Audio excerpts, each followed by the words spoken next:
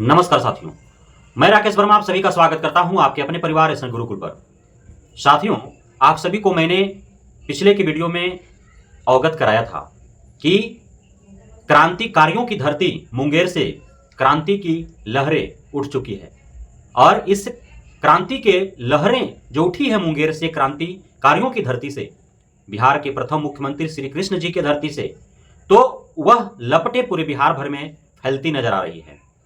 सर्वप्रथम चूंकि हम सभी जब भारत गुलाम था उस समय महात्मा गांधी के द्वारा उनके दिशा निर्देश में, उनके गाइडलाइन में जिस प्रकार से स्वतंत्रता आंदोलन लड़े गए, किए गए, सर्वप्रथम उनके द्वारा जो कदम उठाई जाती थी वह थी कि पहले सत्ता को इससे अवगत करा देने हैं कि यदि उस पर कंट्रोल नहीं किया गया सत्ता के द्वारा तो फिर आंदोलन होंगे, फिर हम क्या करने वाले हैं वो बता देना होता था और बताते रहे हैं। पहले अल्टीमेटम देना था, उसके बाद जो करना था वो करते आए हैं।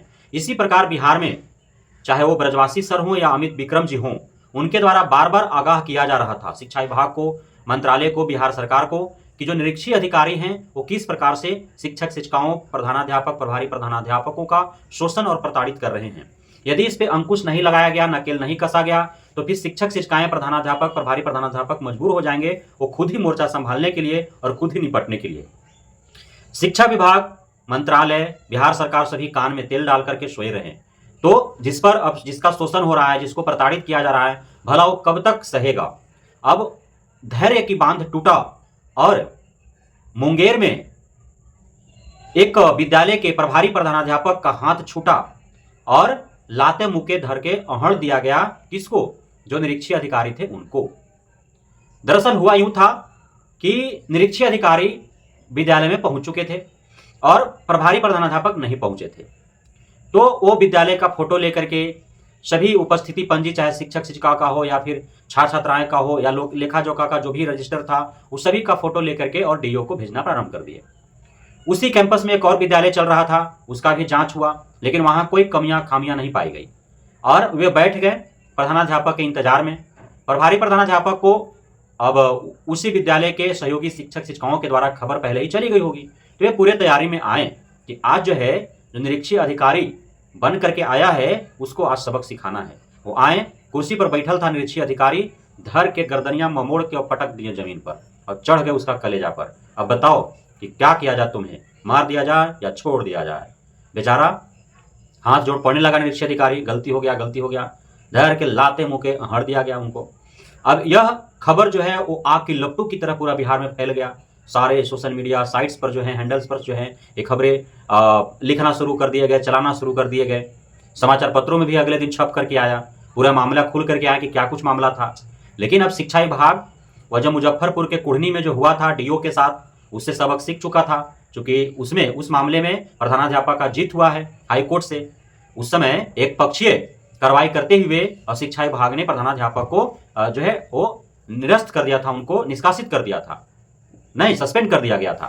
तो और साथ ही 10 दिनों के अंदर ही जो है कुर्की मलजब्ती करने का भी निर्देश प्राप्त हो गए थे कोर्ट के द्वारा। तो उसमें आप सभी को मैंने बताया था कि माननीय हाईकोर्ट जो है वो डिस्ट्रिक्ट कोर्ट को, एसएसपी को, वहाँ जो आईओ था केस का उसको, और थाना के दरोगा को, उसके बाद डीओ को, सभी को जो है जवाब तलब किया था और सभी को फटकार लगाया था कि कोई क्रिमिनल तो हेडमास्टर था नहीं, वो कहीं भाग तो नहीं रहा था, कहीं छिपा तो नहीं था, कुर्की मलजब्ती करने की क्या आवश्यकता थी, है ना। तो उससे सबक लेते हुए और यहाँ जो मुंगेर में घटना हुई इसमें प्रभारी प्रधानाध्यापक को सस्पेंड नहीं किया गया, एक पक्षीय कार्रवाई नहीं हुई। अब इसमें जांच होंगे कि गलती किसकी थी। आखिर प्रधानाध्यापक की अनुपस्थिति में आप वे अनुपस्थित हैं, आप जाकर के कार्यालय का, विद्यालय का फोटो आप भेज सकते थे, लेकिन उनकी अनुपस्थिति में उनका रजिस्टर को हाथ लगाने का अधिकार कैसे प्राप्त हो गया उस निरीक्षी अधिकारी को? सोचने वाली बात है। तो कहीं ना कहीं गलती था निरीक्षी अधिकारी को। प्रधानाध्यापक अपने जो है वो अपने शक्ति का इस्तेमाल किया उन्होंने, मानसिक शक्ति और अर्थात बौद्धिक शक्ति और शारीरिक शक्ति दोनों का। बौद्धिक शक्ति क्या काम आया कि अरे भाई हमारा रजिस्टर बिना मेरे मर्जी के, बिना मेरे स्वीकृति के तुम छू कैसे लिए, फोटो कैसे खींच लिए, दूसरे का संपत्ति का हम कैसे उसको जो है उसका फोटो हम खींच सकते हैं, फोटो निकाल सकते हैं, किसी को भेज सकते हैं, सीधी सी बात है। अब शारीरिक शक्ति का भी इस्तेमाल किए, क्या इससे नहीं मानेगा? इन लोगों पर जो है ना शिक्षा विभाग कुछ कार्रवाई कर रही है, ना मंत्रालय कुछ कार्रवाई करे, ना सरकार कार्रवाई कर रहा है। तब हमें ही निपटना होगा, जो होगा देखा जाएगा, है ना। तो जूते के नोक पर नौकरी को रखकर और प्रभारी प्रधानाध्यापक ने अपना जो उनका जो पैर है वह उस निरीक्षित अधिकारी के सीने पर और जो उनका मुक्का है वह उसके थोबड़ा पर दे दनादन। उसके बाद तो फिर तो जो हुआ सो आप सभी को ज्ञाते है कि नहीं। अब जो है यह मामला पूरे बिहार भर में चल रहा है। हर जगह समय से पूर्व ही निरीक्षीय अधिकारी पहुंच जा रहे हैं विद्यालयों में और विद्यालयों के फोटो वगैरह वीडियो वगैरह बना करके भेजना आरंभ कर दे रहे हैं। कार्रवाई बहुत कम हो रही है। ऐसा नहीं है कि निरीक्षीय अधिकारियों के द्वारा जितने शिकायत भेजे जा रहे हैं डीओ को, सभी विद्यालयों, सभी प्रधानाध्यापकों, सभी शिक्षक शिक्षाओं पर कार्रवाइयां हो ही रही है, नहीं हो रही है। यदि ऐसा होता तो शिक्षा में सुधार हो गए होते अब तक, लेकिन ऐसा हो नहीं रहा है। हो क्या रहा है? आखिर शिक्षक शिक्षाओं, प्रभारी प्रधानाध्यापकों को क्यों आखिर दिक्कत है निरीक्षीय अधिकारियों को? इसलिए नहीं कि वे निरीक्षण करने आ रहे हैं। यदि निरीक्षण करने इस भाव से आते कि शिक्षा में सुधार करना है और शिक्षक शिक्षाएं, प्रभारी प्रधानाध्यापक गलती कर रहे हैं, उनमें उनको सुधार लाना है, जो गुणवत्तापूर्ण पठन पाठन शिक्षा की जो बात है उसमें सुधार लाना है, तो फिर शिक्षा शिक्षाओं, प्रभारी प्रधानाध्यापकों को कोई समस्या ही नहीं था। लेकिन वे जो निरीक्षण अधिकारी आ रहे हैं वे वसूली अधिकारी बनकर के आ रहे हैं। जो राज्य स्तरीय जो गैंगस्टर है एससी के पाठक, उसके गैंग के जो जिला स्तरीय गैंगस्टर हैं डीओ डीपीओ और प्रखंड स्तरीय जो गैंगस्टर बीओ हैं, उनके गैंग में सक्रिय सदस्य के रूप में, हफ्ता वसूली अधिकारी के रूप में डीपीओ, बीपीओ, बीआरपी एक कार्य कर रहे हैं। तो इससे दिक्कत है कि वसूली अधिकारी के रूप में सभी कार्य कर रहे हैं, सिर्फ एक्सटॉर्शन कर रहे हैं, शोषण कर रहे हैं, प्रताड़ित कर रहे हैं। रोजाना आ रहे हैं और रोजाना जो है हजारों रुपए उनसे डिमांड कर दे रहे हैं कि आप नहीं देंगे तो ये कार्रवाई हो जाएगी, वो कार्रवाई हो जाएगी, उनको फोटो भेज देंगे, उनको वीडियो भेज देंगे, उनके पास हम जो है आपका शिकायत कर देंगे। और इस प्रकार वसूली चल रहा है। और यह वसूली का जो पैसा है वो ऐसा नहीं कि डीपीएम बीपीएम बीआरपी ही रख रहे हैं, बीओ डीओ डीपीओ के से होते हुए एसएसके के पाठक तक ये सारे पैसे पहुंच रहे हैं, इसलिए कार्रवाई नहीं हो रही है। अब जो है शिक्षक संघ के द्वारा जो बीआरपी की जो बहाली हुई है तो उसको लेकर के बिहार लोक शिकायत निवारण अधिकार अधिनियम जो है तो उसके तहत जो है मामले दर्ज किए गए हैं, जिसकी सुनवाई 3 मई को होनी है।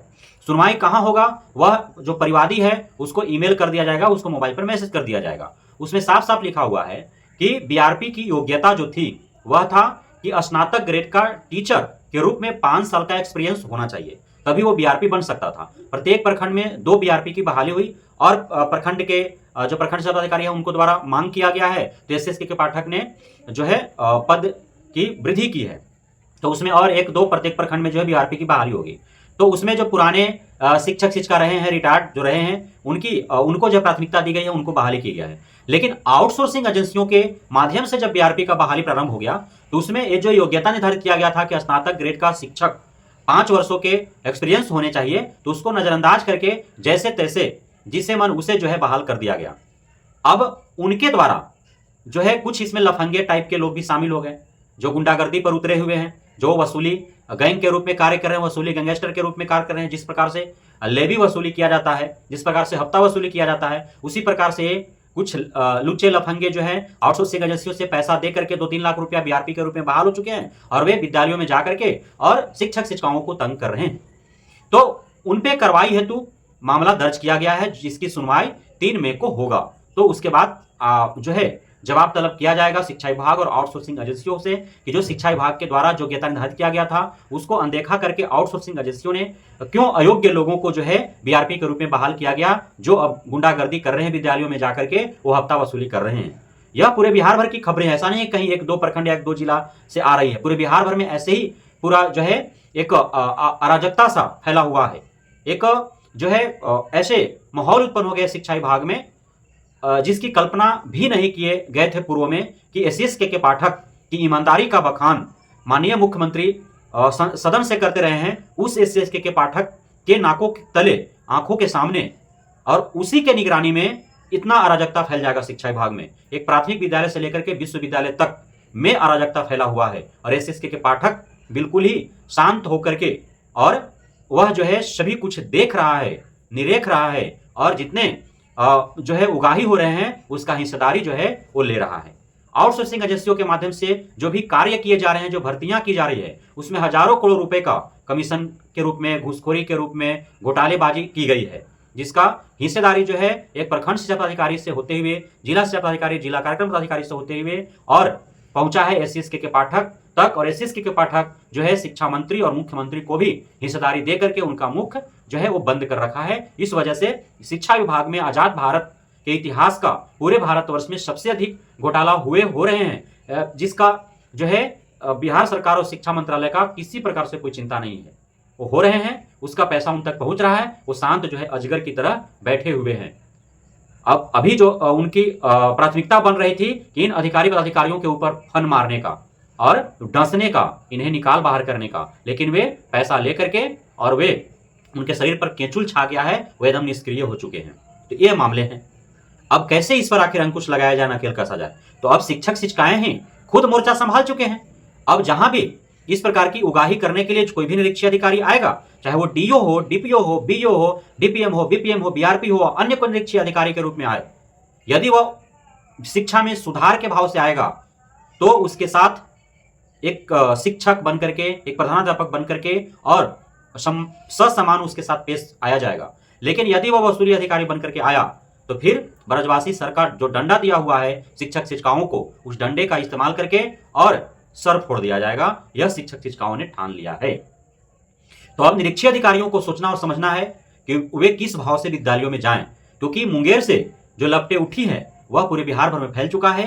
अब आप चाहे जिस भी स्तर का अधिकारी पदाधिकारी हो, यदि आपने कमीशन लेने का, घूस खाने का प्रयास किया शिक्षक शिक्षिकाओं और प्रधानाध्यापकों से, उन पर कार्रवाई करने के नाम पर यदि उनसे उगाही करने का प्रयास किया तो फिर आप बचेंगे नहीं। और पूरा पब्लिक अब धीरे धीरे जो है एसएसके के पाठक की इस काले चिट्ठे की सच्चाई को समझ चुका है। अब वे भी शिक्षक शिक्षिकाएं और प्रधानाध्यापक, प्रभारी प्रधानाध्यापक के साथ हैं। जो उस विद्यालय में पढ़ने वाले छात्र छात्राएं, उनके अभिभावक जो हैं, माता पिता हैं, अब उस विद्यालय के शिक्षक शिक्षिकाओं के साथ खड़े हैं। इसलिए निरीक्षी अधिकारियों को बचते बचाते अपने कार्य को करना होगा। भले ही उन पर कितना भी प्रेशर किया जाए आला अधिकारियों से कि वे जाएं विद्यालयों में, उगाही करें, उन तक पहुंचाएं, भले ही टारगेट दे दिया जाए डेली का, हफ्ते का, महीने का, कितना हजार, इतना लाख रुपए उनको हर हाल में पहुंचाने हैं उगाही करके, लेकिन उससे अधिक उनका जान प्यारा होना चाहिए। और यदि बहुत अधिक आपको ऊपर से आला अधिकारियों के द्वारा जो है तंग किया जा रहा है, आपको प्रेशर किया जा रहा है, आपको टारगेट दिया जा रहा है कि हर हाल में इस दिन को, इस हफ्ते को, इस महीने को इतना हजार, इतना लाख रुपए आपको अपने क्षेत्र के विद्यालयों से, शिक्षक शिक्षिकाओं से उगाही करके पहुंचाना ही है, तो आप फिर इस नौकरी को त्याग करके और दूसरा नौकरी ढूंढ ले, नहीं तो अब आप बचने वाले नहीं हैं। बहुत बहुत धन्यवाद आप सभी साथियों का हमारे साथ जुड़े रहने के लिए, बनने के लिए, इतना प्यार देने के लिए, हम पे भरोसा बनाए रखने के लिए। जय हिंद।